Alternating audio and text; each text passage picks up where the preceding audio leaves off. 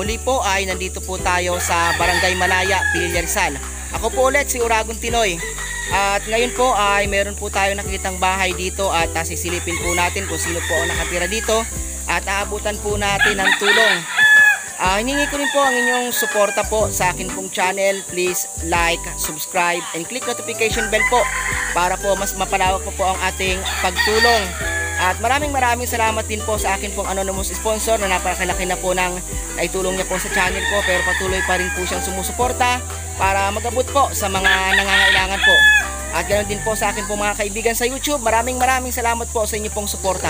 So ngayon po ay pupuntahan po natin at sisilipin po natin kung sino po ang nakatira po dito sa bahay na to. So tara po, samahan niyo po ako. So yun po, ito nga pong bahay na to po ay nakita po namin at tingnan niyo naman po yung itsura niya. Sisilipin po natin kung sino po ang nakatira dito at abutan po natin ng tulong po.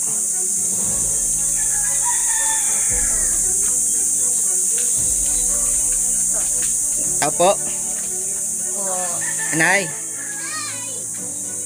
Kamusta po kayo? Ito, mabuti naman po. Dito po kayo nakatira, Nay? Opo. Dito po ako nakatira. Ilan taon na po kayo? 60. 60.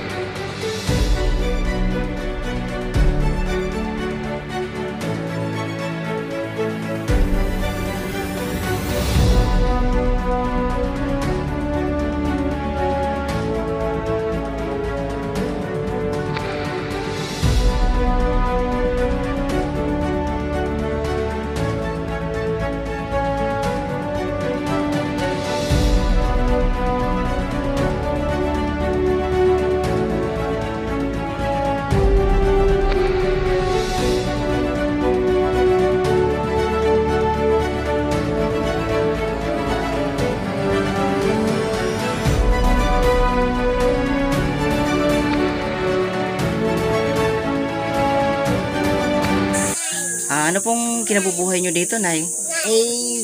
Ito po, nag-antay lang ng bigyan kung sinong gusto magbigay.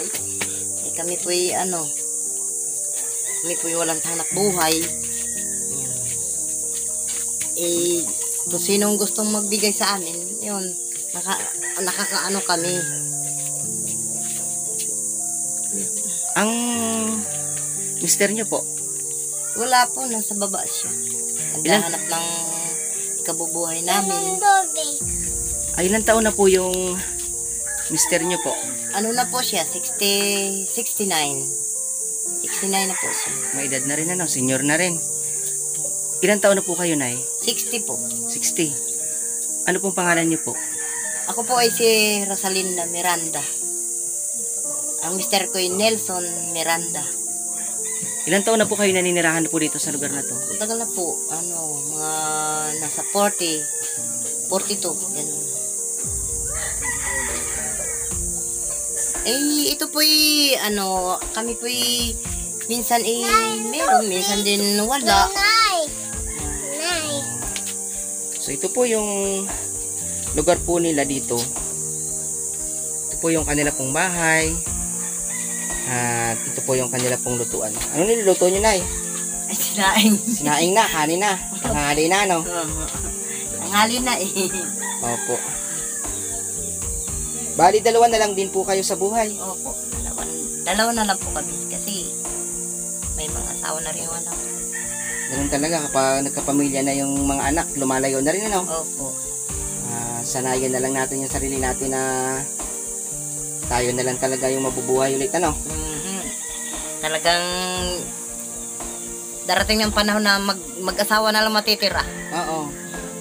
Darating ang panahon na hihiwalay talaga sila sa atin, ano? Talagang ganun ang buhay. Sa edad niyo pong 69, wala pa naman pong nararamdaman? Tuhod ko lang. Masakit ang aking tuhod. Minsan hindi makapaglakad. Minsan naman dinadaan ko na lang sa dandahan, lalakad. Pag ako'y bumababa, uupo, madalas akong papahinga. So, ng tuhod ko. Oh, sakit talaga ng nagkakaedad yung tuhod, ano? Pero ang layo din ang lugar nyo rito, ano? Malayo rin. Kaya lang sa tagal namin dito ay nagtitiis kami. Oh, yung ilog dyan, napakalaki. Kapag bumabaha yan, siguro laki ng agos, ano? Kami pag bumabaha dyan, doon kami umiikot sa bundok to. Doon kami sa tulay dumadaan. Tulay ng Pipiki. Doon kami dumadaan. Nag-stay muna kayo sa bundok? Pag kami bumabaha po dito, hindi kami bumababa. Pag kailangan talaga bumaba, alam ba, may bibilin. Yung karamihan dito, doon iikot sila sa bundok.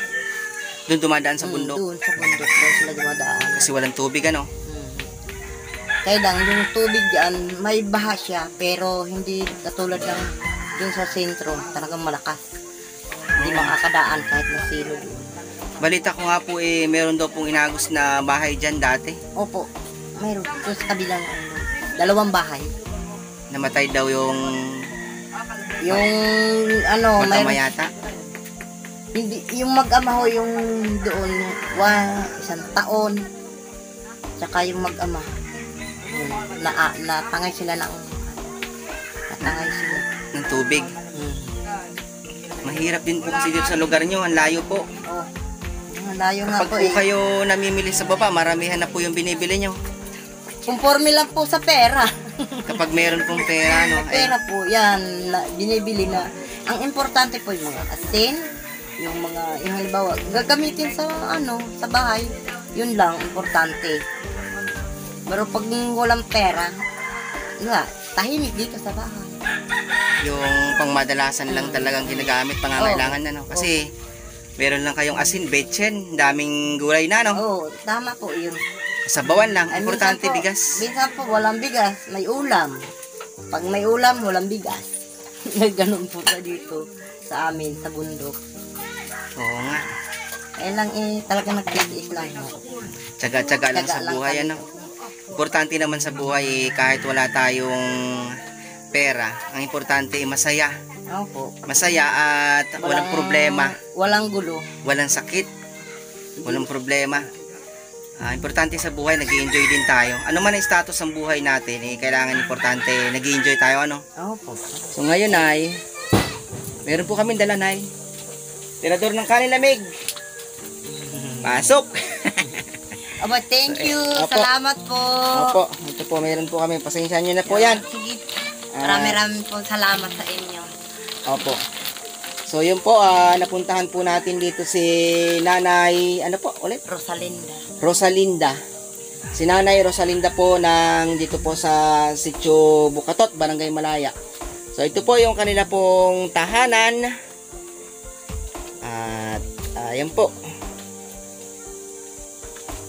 Nabubuhay naman po sila dito ng payapa sa lugar na to. So yun po.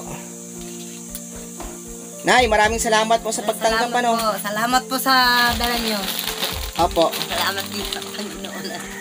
Opo. Maraming salamat po. So yun po, nakapag-abot na naman po tayo ng tulong dito po sa Sitio Bukatot. Siya po si Nanay Rosalinda. Dito po sa lugar ng Sitio Bukatot. Ito pong lugar nila ay para po siyang tribo. Para po siyang tribo. Marami pong bahay dito. At ito po ay nasa bundok. Bundok po ito at napakalayo po sa kabayanan. Ito po kung makikita nyo po, bundok po siya. At ito po ay parang tribo po. Marami pong mga bahay na dikit-dikit pero napakalayo po sa kabayanan. So ito po. Ito po yung palibot ng kanila pong lugar. Ito po. So yun po, maraming salamat po sa inyong lahat. Sa lahat po ng mga sumusuporta po sa channel ko. Maraming salamat po sa walang sawa pong pagsuporta sa akin pong anonymous sponsor. Maraming salamat po sa wala pong sawang pagtulong po sa akin at sa mga may hirap. Ganon din po sa akin pong mga kaibigan sa YouTube. Maraming salamat po sa inyong lahat at nandyan po kayo para po sumuporta.